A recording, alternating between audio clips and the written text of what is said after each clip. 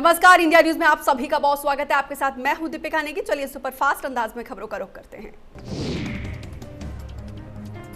BJP मुख्यालय पर तीसरे दिन भी बैठकों का दौर जारी। राष्ट्रीय संगठन मंत्री बीएल संतोष ने लिया बैठक। मंत्री ब्रजेश पाठक, स्वाति सिंह, मोहसिन रजा ने की मुलाकात। इंडिया न्यूज पर डिप्टी सीएम दिनेश शर्मा का बयान। यूपी बोर्ड की 12वीं परीक्षा पर फैसला जल्द। एक हफ्ते के अंदर सीएम योगी बैठक में लेंगे फैसला।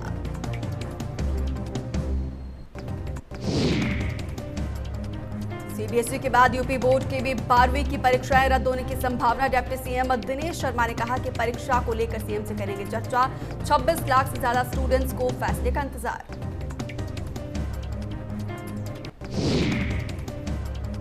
सपा सांसद एसटी हसन का बीजेपी पर हमला। कहा बीजेपी के 7 साल होने पर बोला हमला और बीजेपी ने की शरीयत से छेड़छाड़। नागरिकता कानून से मुसलमानों को खतरा।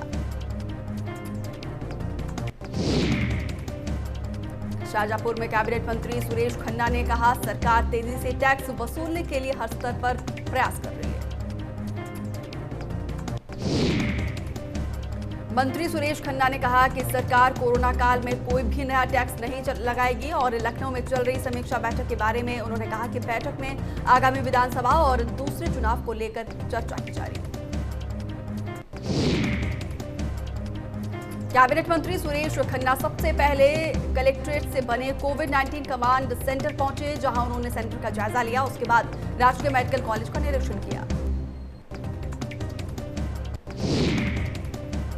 गोंडा में दर्दनाक हादसा। सिलेंडर ब्लास्ट होने से ढहा 2 मंजिला मकान। 4 बच्चे समेत 8 की मौत। हादसे पर सीएम योगी ने जताया दुख।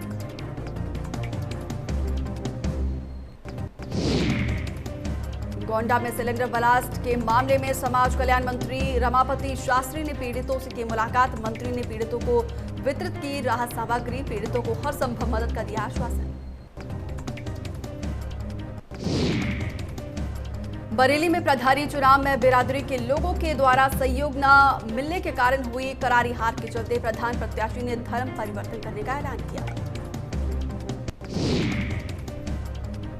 धर्म परिवर्तन की बात सुनते ही बीजेपी के स्थानीय नेता उसे मनाने के लिए उसके घर पहुंचे, जहां पर बीजेपी नेताओं और गांव वालों के साथ घंटों पंचायत चली।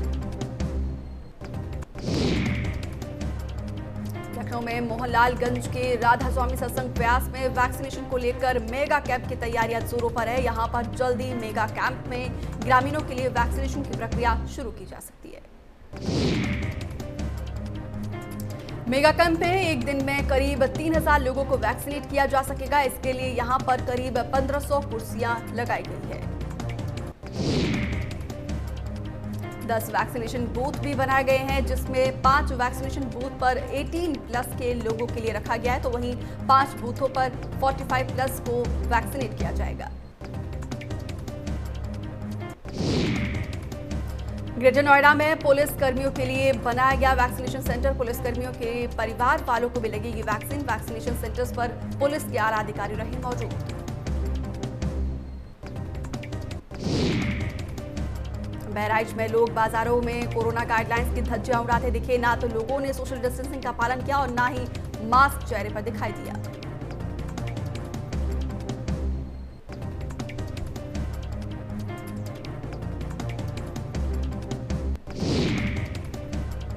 चंदौली में पुलिस और बदमाशों के बीच मुठभेड़ के दौरान बदमाश गोली लगने से हुआ घायल। पुलिस ने 2 बदमाशों को किया गिरफ्तार।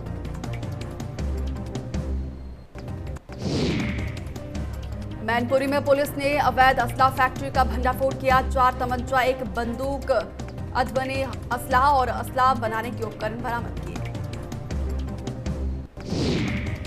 पुलिस ने फैक्ट्री संचालित करने वाले एक युवक को गिरफ्तार किया। अन्य जनपदों में भी की जा रही है अवैध असला की सप्लाई।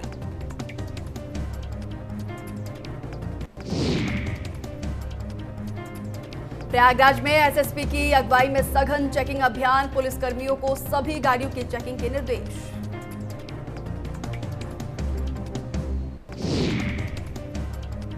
कानपुर में ब्लैक फंगस की नकली दवाओं की कालाबाजारी। पुलिस ने कालाबाजारी कर रहे युवक को किया गिरफ्तार। इससे पहले पुलिस ने 4 लोगों को किया था गिरफ्तार।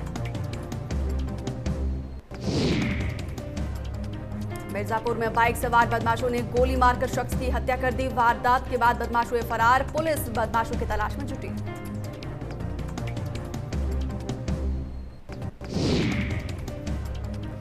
बुलंदशहर में जमीनी विवाद में एक ही परिवार के दो पक्षों में खूनी संघर्ष। बुजुर्ग की चाकू से गोदकर हत्या, 2 महिला समेत 6 लोग घायल।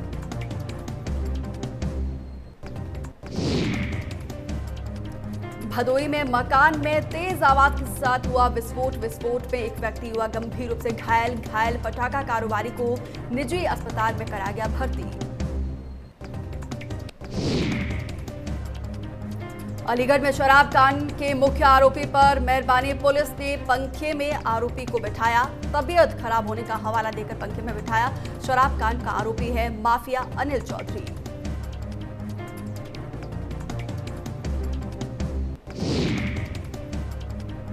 सुल्तानपुर में सुबह एक मकान का छज्जा गिर जाने से 3 महिलाएं गंभीर रूप से घायल हो गई। ग्रामीणों और घरवालों की मदद से उन्हें सुल्तानपुर के जिला अस्पताल में भर्ती कराया गया। सुल्तानपुर में मदनपुर गांव के पास ट्रक और ट्रेलर की आमने सामने की टक्कर में ट्रेलर ड्राइवर की मौके पर मौत हो गई। 2 क्लीनर गंभीर रूप से घायल, अस्पताल में भर्ती कराया गया। कौशाम्बी में ट्रेन के सामने कूदकर प्रेमी युगल ने खुदकुशी कर ली। दोनों के परिजन एक दूसरे से शादी करने की खिलाफत कर रहे थे। सूचना मिलने के बाद मौके पर पहुंची पुलिस ने दोनों के शवों को कब्जे में लेकर पोस्टमार्टम के लिए सिविल अस्पताल भेज दिया।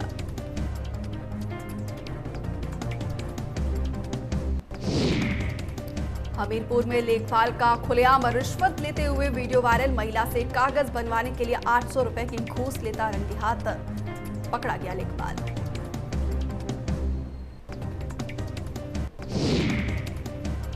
बाराबंकी में तिलक उत्सव के दौरान हर्ष फायरिंग का वीडियो वायरल। तिलक समारोह के दौरान खुलेआम बंदूक से कर रहा था युवक फायरिंग, और फायरिंग को देखते हुए लोग भी सहम गए।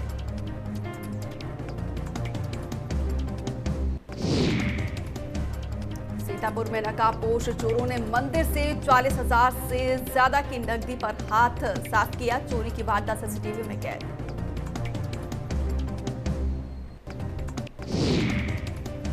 प्रतापगढ़ में चोरों ने 2 दुकानों का ताला तोड़कर लाखों की चोरी की। कीमती सामान समेत नकदी ने चोरों पर हाथ साफ किया।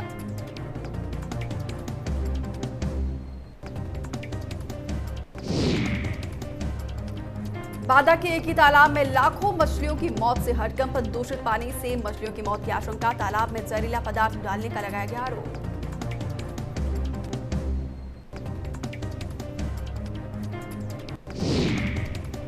गाजीपुर में ठेंगा दिखा रहा सरकार का सड़क पर फैला कूड़ा। सपा विधायक ने नगर पालिका पर लापरवाही का आरोप लगाया। कूड़े की समस्या का निस्तारण करने की मांग।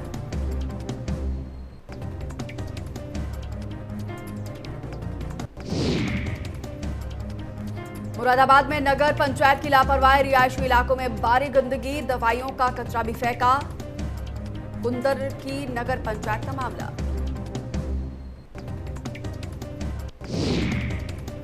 मुरादाबाद में खराब रास्ते पर चलने को मजबूर हुए लोग। दर्जनों गांवों में सड़कों का बुरा हाल। जान जोखिम में डालकर पुल से गुजर रहे हैं लोग।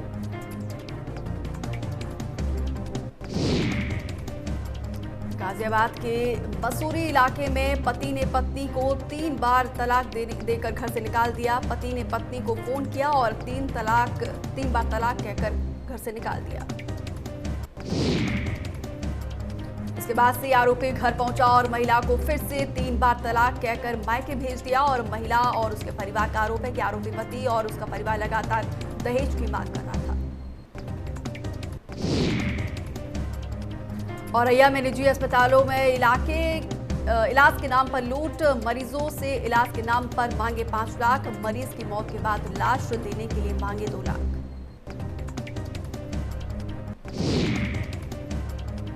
गोंडा में मरीजों को एक्सपायरी ग्लूकोज चढ़ाने का मामला। मरीजों को चढ़ाए जा रहे हैं 31 मई 2021 एक्सपायर ग्लूकोज।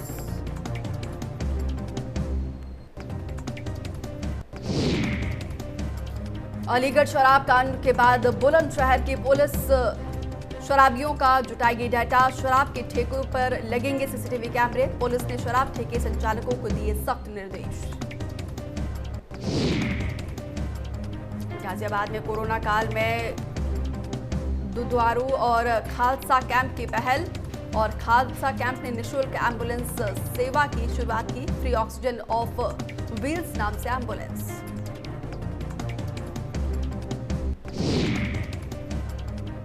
देश में 24 घंटे में 1,33,136 नए केसेस सामने आए। महाराष्ट्र में 24 घंटे में कोरोना के 14,123 नए केसेस सामने आए। एक दिन में कोरोना से 854 मरीजों की मौत। कर्नाटक में कोरोना के 14,304 नए केसेस सामने आए। 24 घंटे में कोरोना से 464 मरीजों की मौत। केरल में 24 घंटे में कोरोना के 19,760 नए केसेस सामने आए। एक दिन में कोरोना के चलते 194 मरीजों की मौत। 28,525 लोगों को किया गया रिकवर। आंध्र प्रदेश में 24 घंटे में 11,303 नए केसेस सामने आए। एक दिन में कोरोना से 104 मरीजों की मौत। 18,257 मरीजों को रिकवर किया गया। तमिलनाडु में भी कोरोना का कहर जारी। 24 घंटे में मिले 26,513 नए केसेस। एक दिन में कोरोना से 490 मरीजों की मौत। 31,673 मरीजों को रिकवर किया गया। दिल्ली में कोरोना के 24 घंटे में 623 नए केसेस सामने आए। एक दिन में 62 मरीजों की मौत। 1,423 मरीजों को रिकवर किया गया। पश्चिम बंगाल में 24 घंटे में कोरोना के 9,424 नए केसेस सामने आए। 17,722 मरीजों को रिकवर किया गया। एक दिन में कोरोना से 137 मरीजों की मौत। राजस्थान में भी कोरोना का कहर जारी। 24 घंटे में सामने आए 1,002 नए केसेस से एक दिन में कोरोना से 65 मरीजों की मौत। 6,111 मरीजों ने कोरोना को मात दी। गुजरात में कोरोना के 1,561 नए केसेस। 24 घंटे में 22 मरीजों की मौत। अभी भी राज्य में 29,000 से ज्यादा एक्टिव केसेस। मध्य प्रदेश में 24 घंटे में कोरोना के 1,078 नए केसेस। एक दिन में कोरोना से 45 मरीजों की मौत। 4,120 लोगों को रिकवर किया गया। हरियाणा में भी कोरोना का कहर जारी। 24 घंटे में सामने आए 1,233 नए केसेस। 3,453 मरीजों को रिकवर किया गया। एक दिन में कोरोना से 80 मरीजों की मौत। बिहार में 24 घंटे में कोरोना के 1,174 नए केसेस सामने आए। एक दिन में कोरोना से 59 मरीजों की मौत। 3,100 मरीजों को रिकवर किया गया। यूपी में 24 घंटे में कोरोना के 1,221 नए केसेस सामने आए। एक दिन में कोरोना से 175 मरीजों की मौत। यूपी में एक दिन में 5,625 मरीजों को रिकवर किया गया। अभी भी प्रदेश में 32,000 से ज्यादा एक्टिव केसेस। उत्तराखंड में 24 घंटे में 1,156 नए केसेस सामने आए। 44 मरीजों की मौत, जबकि 3,039 मरीज स्वस्थ हो गए। उत्तराखंड में कुल संक्रमितों की संख्या 3,30,475 के पार हो गई है। सोमवार को 27,216 सैंपल्स की जांच रिपोर्ट नेगेटिव आई। वहीं उत्तराखंड के 13 जिलों में 981 लोग कोरोना की चपेट में आए। देहरादून जिले में 279, उधम सिंह नगर में 58, नैनीताल में 113, हरिद्वार में 113, पौड़ी में 32, टिहरी में 32 केसेस मिले।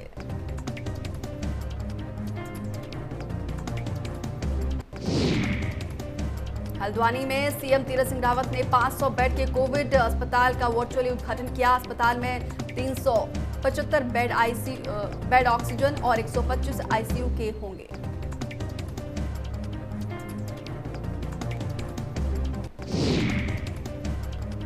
उत्तराखंड के स्वास्थ्य सचिव अमित नेगी ने कहा कि तीसरी वेव को देखते हुए प्रदेश में पिछले 2 हफ्तों से ट्रेनिंग सेशन चलाए जा रहे हैं। डॉक्टर्स के अलावा मेडिकल स्टाफ को भी ऐसे माहौल में काम करने की जानकारी दी जा रही है। इसके साथ ही अस्पतालों में बच्चों से संबंधित ward, ICU, PICU, CCU, NICU की व्यवस्था को भी दुरुस्त किया जा रहा है।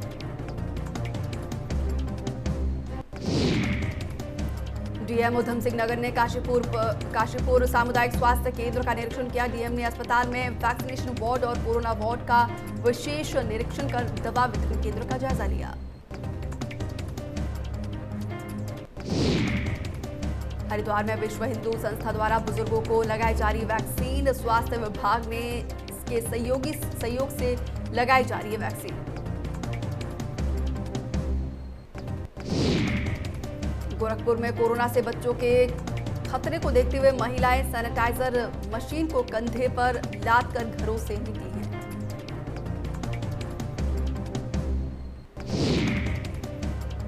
कर्फ्यू में राहत नहीं मिलने से व्यापारी नाराज, थाली बाजार कर जताया विरोध, सरकार के खिलाफ किया धरना प्रदर्शन।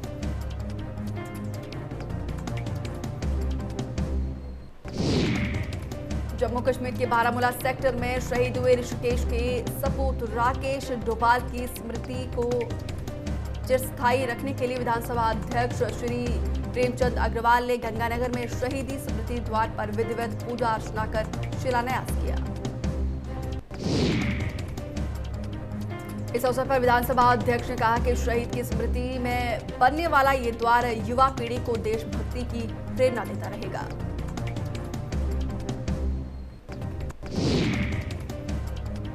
मसूरी में रिटायर्ड कर्मचारी से उप जिला चिकित्सालय के स्टाफ क्वार्टर पर किए गए कब्जा को एसडीएम ने खाली कराया। मसूरी में स्टाफ क्वार्टर्स को कोविड व्यवस्थाओं में लाया गया है। वैक्सीनेशन सेंटर्स बनाए जाएंगे स्टाफ क्वार्टर्स में।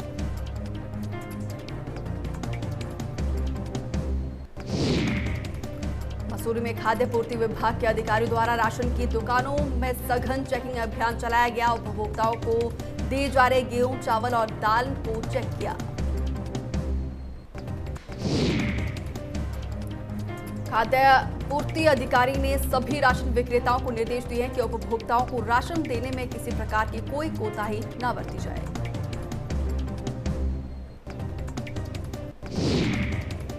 ऋषिकेश में फ्लाईओवर पर पड़े मृतकों के कपड़ों ने बढ़ाई स्थानीय लोगों की चिंता। कपड़ों के साथ साथ भारी मात्रा में दवाई भी पड़ी है।